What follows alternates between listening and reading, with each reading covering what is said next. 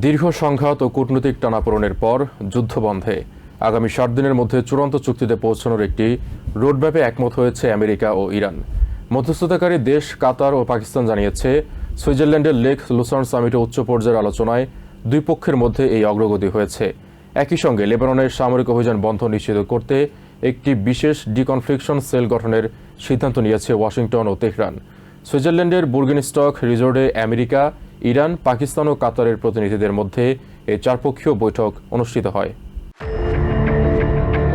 ইরানের সাথে সংঘাত নিরসনে সুইজারল্যান্ডে নতুন করে শান্তি আলোচনা হয়েছে। সম্মেলনে মধ্যস্থতাকারী দেশ হিসেবে লেক লুসার্ন সামিটে অংশ নিয়েছে পাকিস্তান ও কাতারও।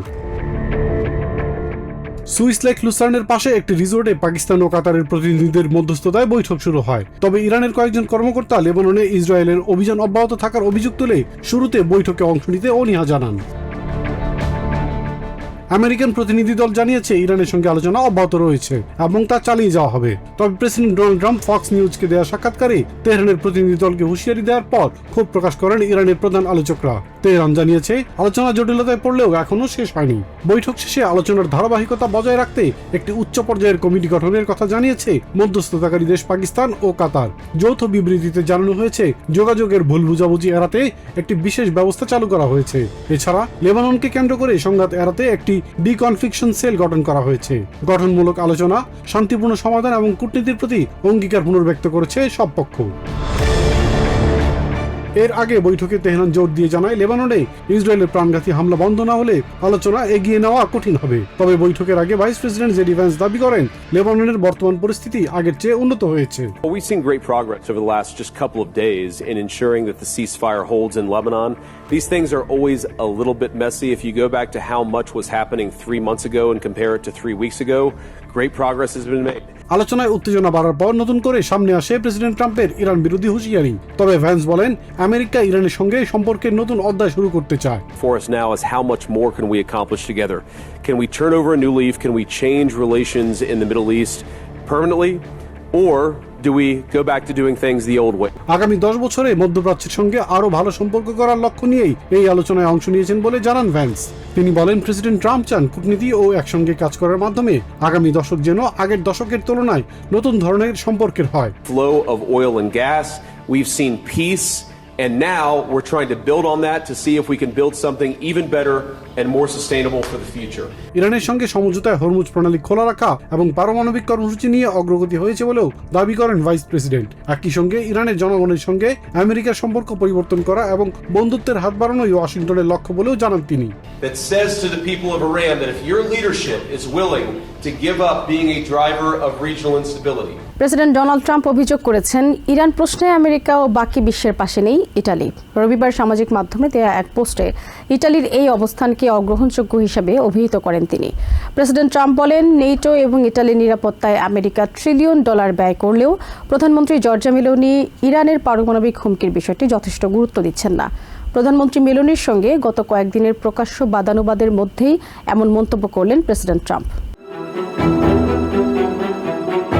সম্প্রতি G7 শীর্ষ সম্মেলনে ছবি তোলা নিয়ে প্রেসিডেন্ট ডোনাল্ড ট্রাম্পের করা একটি মন্তব্য ঘিরে ইটালির প্রধানমন্ত্রী জর্জা মেলোনির সঙ্গে তার প্রকাশ্য বাদানুবাদ চরম পর্যায়ে পৌঁছেছে। ট্রাম্পের দাবি, প্রধানমন্ত্রী মেলোনি তার সঙ্গে একটি ছবি তোলার জন্য বারবার অনুরোধ করেছিলেন। তবে এই দাবি সরাসরি প্রত্যাখ্যান করে এটিকে ভিত্তিহীন এবং অপ্রয়োজনীয় মন্তব্য বলে আখ্যা দেন Meloni. Dunque certe cose meritano una risposta immediata. Le dichiarazioni di Donald Trump sono dichiarazioni totalmente inventate. এর সূত্র ধরে শনিবার প্রেসিডেন্ট ট্রাম্প অভিযোগ করেন, ইটালির প্রধানমন্ত্রী ওয়াশিংটনের সঙ্গে সম্পর্ক মেরামতের মাধ্যমে নিজ দেশের জনসমর্থন বাড়ানোর চেষ্টা করছেন। তবে এই অভিযোগ উড়িয়ে দিয়ে ট্রাম্পকে নিজের জনপ্রিয়তার দিকে নজর দেওয়ার পরামর্শ দেন প্রধানমন্ত্রী মেলোনি। প্রকাশ্য এই বাদানুবাদের মধ্যেই এবার ইটালির বিরুদ্ধে ইরানের পারমাণবিক হুমকি মোকাবিলায় পর্যাপ্ত সহযোগিতা না করার অভিযোগ এনেছেন প্রেসিডেন্ট ট্রাম্প। রবিবার সামাজিক মাধ্যমে দেওয়া এক পোস্টে তিনি নেটো মিত্র হওয়া সত্ত্বেও দেশটির এমন অবস্থানকে অগ্রহণযোগ্য বলে মন্তব্য করেন। প্রেসিডেন্ট ট্রাম্প অভিযোগ করেন, নেটো এবং ইটালির নিরাপত্তায় আমেরিকা $1 ট্রিলিয়ন ব্যয় করলেও প্রধানমন্ত্রী মেলোনি ইরানের পারমাণবিক হুমকির বিষয়টিকে গুরুত্ব দিচ্ছেন না। তার দাবি, কয়েক দশক ধরে আমেরিকা আন্তর্জাতিক অঙ্গনে ইটালিকে সমর্থন দিয়ে আসছে। তবে প্রয়োজনের সময় ইটালি আমেরিকা এবং বাকি বিশ্বের পাশে নেই। এই ধরনের প্রকাশ্য বাদানুবাদকে প্রেসিডেন্ট ট্রাম্পের দুর্বল পররাষ্ট্রনীতির উদাহরণ হিসেবে দেখছেন কিছু বিশ্লেষক। রাজনৈতিক বিশ্লেষক উইল সমারের মতে এর মাধ্যমে প্রেসিডেন্ট ট্রাম্প আমেরিকার মিত্রদেরকে দূরে ঠেলে দিচ্ছেন। আন্তর্জাতিক সম্পর্ক বিশেষজ্ঞ প্রফেসর মাতেও গারাভোলিয়া মনে করেন এই ধরনের বিরোধ শেষ পর্যন্ত নেটোর কার্যক্রমেও প্রভাব ফেলতে পারে। দেশের বাজারে জ্বালানির দাম শিগগির আগের অবস্থায় ফিরে যাবে বলে আশাবাদ জানিয়েছেন এনার্জি সেক্রেটারি ক্রিস রাইট। রবিবার এবিসি নিউজকে দেওয়া এক সাক্ষাৎকারে তিনি বলেন, দেশে জ্বালানি উৎপাদন বাড়ছে, পাশাপাশি ভেনেজুয়েলায় উৎপাদন বৃদ্ধি এবং অন্যান্য উৎপাদনকারী দেশের সহযোগিতায় ভবিষ্যতে জ্বালানির দাম আরও কমবে বলে আশা প্রকাশ করেন তিনি। তবে জ্বালানি বিশেষজ্ঞ কেভিন বুক মনে করেন জ্বালানির দাম যুদ্ধের আগের অবস্থায় ফিরতে এখনও অনেক সময় লাগতে পারে। আমেরিকার সামরিক পদক্ষেপের পর ইরান আগের মতো সুবিধাজনক অবস্থানে নেই বলে মন্তব্য করেছেন এনার্জি সেক্রেটারি ক্রিস রাইট। রবিবার এবিসি নিউজকে দেওয়া সাক্ষাৎকারে তিনি দাবি করেন, ইরানের সামরিক সক্ষমতা ক্ষতিগ্রস্ত হওয়ায় কোনো ধরনের নতুন সমঝোতা ছাড়াই হরমুজ প্রণালী দিয়ে জাহাজ চলাচল আবার শুরু হয়েছে। হরমুজ প্রণালী দিয়ে তেলবাহী জাহাজ চলাচল এখন অনেকটাই স্বাভাবিক পর্যায়ে ফিরে এসেছে বলেও জানান ক্রিস রাইট। তিনি আরও জানান, ইরান প্রণালীর প্রধান নৌপথ মাইন দিয়ে বন্ধের চেষ্টা করলেও আমেরিকান সামরিক বাহিনীর সহায়তায় বিকল্প পথে জাহাজ চলাচল অব্যাহত রাখা হয়েছে।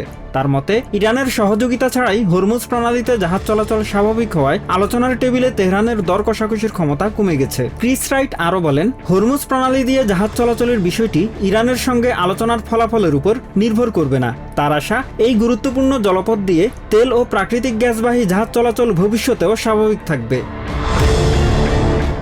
সরবরাহ স্বাভাবিক থাকায় দেশের বাজারে জ্বালানির দাম আরও কমবে বলে আশা প্রকাশ করেন এনার্জি সেক্রেটারি। তার দাবি, আমেরিকার অভ্যন্তরীণ উৎপাদন বৃদ্ধি, ভেনেজুয়েলায় উৎপাদন বাড়ানো এবং অন্যান্য উৎপাদনকারী দেশের সহযোগিতার কারণে শিগগিরই দাম আগের পর্যায়ে ফিরে আসবে। তবে ক্রিস রাইটের এই আশাবাদের সঙ্গে একমত নন জ্বালানি বিশেষজ্ঞ কেভিন বুক।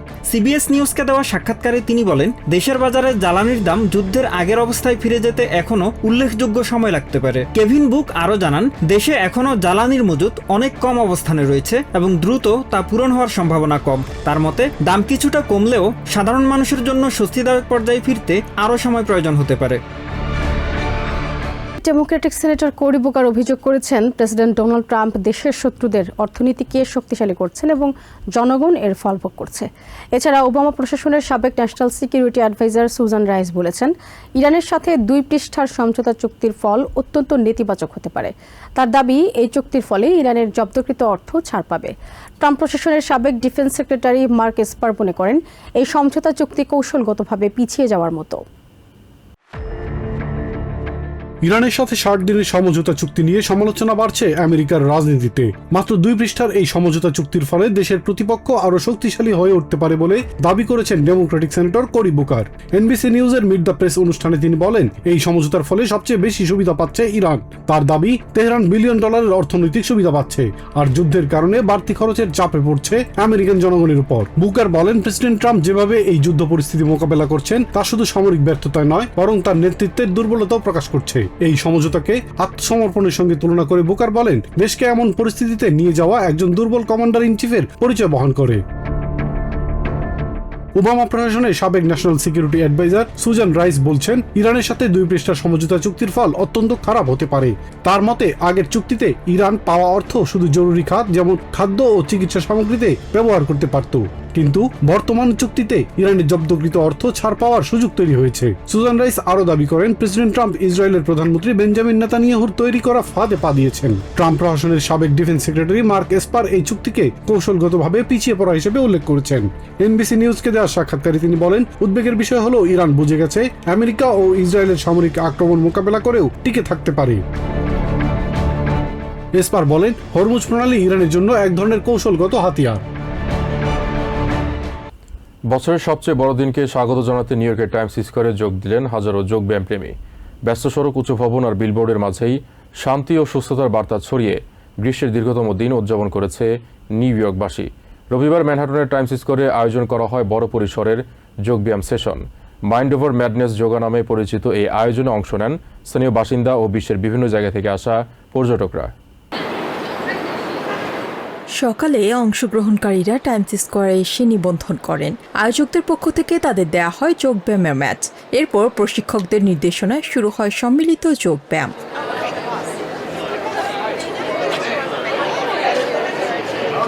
বিশ্বের অন্যতম ব্যস্ততম জায়গা হিসেবে পরিচিত টাইমস স্কয়ার কিছু সময়ের জন্য পরিণত হয় শান্ত ও মনোযোগের কেন্দ্রে। অংশগ্রহণকারীরা জানান ব্যস্ত জীবনের চাপ কমাতে এবং শরীর ও মন ভালো রাখতে যোগব্যায়াম গুরুত্বপূর্ণ ভূমিকা রাখতে পারে। Knees in clockwise direction 3 times, and then anti-clockwise. টেক্সাসের ব্যবসায়ী ও যোগব্যায়াম অনুশীলনকারী সতীশ গুপ্ত বলেন, যোগব্যায়াম দীর্ঘ জীবন, মানসিক শান্তি ও সুস্থতার জন্য একটি প্রমাণিত বিজ্ঞান এবং therapy. So this is a proven science, a proven therapy for longevity, for calmness and healthy life. তার মতে জীবনের উদ্দেশ্য হলো যতটা সম্ভব সুস্থ, শান্ত থাকা এবং একই সঙ্গে কর্মক্ষম থাকা। যোগব্যায়াম মানুষকে অর্থপূর্ণ, সুস্থ ও দীর্ঘ জীবন পেতে সহায়তা করে। Nice all of you with a big smile. And relax. You shake your hands out if you want. And now, আয়োজনে অংশ নেয়া অনেকেই প্রশিক্ষকদের নির্দেশনা অনুসরণ করে বিভিন্ন ধরনের যোগব্যায়ামের ভঙ্গি অনুশীলন করেন। Yoga is a complement to modern medicine. So we are not talking about alternative medicine, we are talking about complementing modern medicine. টেক্সাসের চিকিৎসক ও যোগব্যায়াম শিক্ষক নিক শ্রফ বলেন, যোগব্যায়াম আধুনিক চিকিৎসার বিকল্প নয়, বরং এর পরিপূরক হিসেবে কাজ করে। তার মতে ডায়াবেটিস, উচ্চ রক্তচাপ, মানসিক সমস্যা, এমনকি ক্যান্সারের মতো দীর্ঘমেয়াদী রোগ মোকাবেলায় শরীরের সামগ্রিক সুস্থতা বাড়াতে যোগব্যায়াম সহায়ক হতে পারে। just ensuring that the body is all in one plane. You're not twisting the body. প্রাচীন এই অনুশীলনের উৎপত্তি ভারতে। সংস্কৃত শব্দ যোগ থেকে এসেছে এর নাম, যার অর্থ যুক্ত করা বা মিলিত হওয়া। এর মাধ্যমে শরীর ও মনের মধ্যে ভারসাম্য তৈরির ধারণাকে বোঝানো হয়।